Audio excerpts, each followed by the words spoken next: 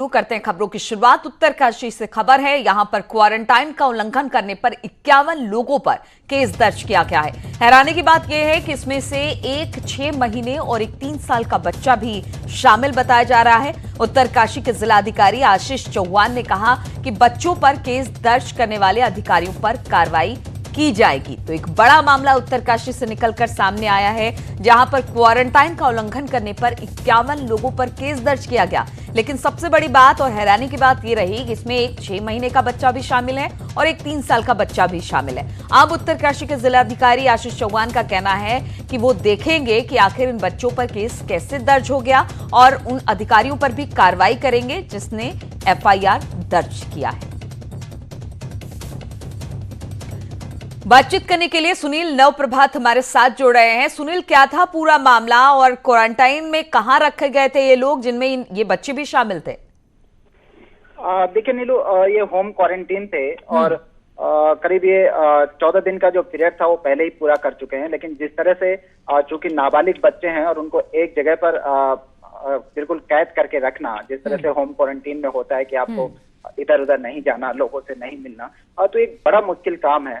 और ऐसे ये बच्चे निकल गए थे, तो इनके खिलाफ पुलिस ने एफआईआर दर्ज कर दी, एफआईआर लॉन्च कर दी। जब ये मामला संज्ञान में आया तो लोगों ने इसका विरोध दर्ज किया इस बात पे कि नाबालिग बच्चों पर जो एफआईआर लॉन्च की गई है वो ठीक नहीं है, गलत नहीं है। तो इसके बाद तत्काल जो जिलाधिकारी उत्तरकाशी हैं उन्होंने इस पर संज्ञान लिया और इस संबंध में पुलिस से बातचीत की कि आखिर किन हालातों में, क्या ये गलतफहमी में ये केस दर्ज हुआ या फिर बच्चों की उम्र नहीं देखी गई। तो अभी इस पर बातचीत चल रही है और संभवतया जहां तक डीएम उत्तरकाशी से मेरी बातचीत हुई कि अभी कुछ देर बाद इन मुकदमों को वापस कर लिया जाएगा। तो क्या ठीक है, वापस कर लिया जाएगा, आश्वासन डीएम की तरफ से मिल गया है, लेकिन उन अधिकारियों का क्या या फिर उन पुलिस वालों को क्या जो कि बिना जांच के उन्होंने एक 3 साल और एक 6 साल के बच्चे पर इस तरह से एफआईआर दर्ज की गई, तो क्या उनके खिलाफ भी किसी तरह की कार्रवाई की बात हो रही है? देखिए नीलू, फिलहाल जो प्राथमिक स्तर पर बात निकलकर सामने आ रही है कि बड़े पैमाने पर चूंकि आजकल पुलिस के पास ऐसे केस सामने आ रहे हैं, इसीलिए जब ये लॉकडाउन तोड़ने की बात हुई, चूंकि इसमें कुछ अन्य लोग भी थे, कुछ उम्रदराज लोग भी थे, तो उनके खिलाफ सामूहिक रूप से यह मामला दर्ज किया गया था। लेकिन जरूर इस मामले में संबंधित पुलिसकर्मियों को चेतावनी दी जा रही है कि खासकर इतने संवेदनशील मसलों पर वो पूरी छानबीन के बाद ही कोई कार्रवाई करें। चलिए सुनील, बहुत बहुत शुक्रिया आपका जानकारी हम तक पहुंचाने के लिए।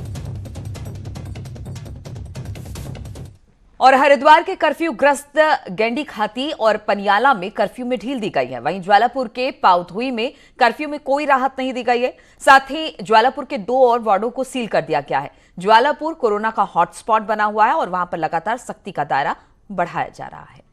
ज्वालापुर में 3 वार्ड जो है हमने कंटेनमेंट जोन में रखे हैं।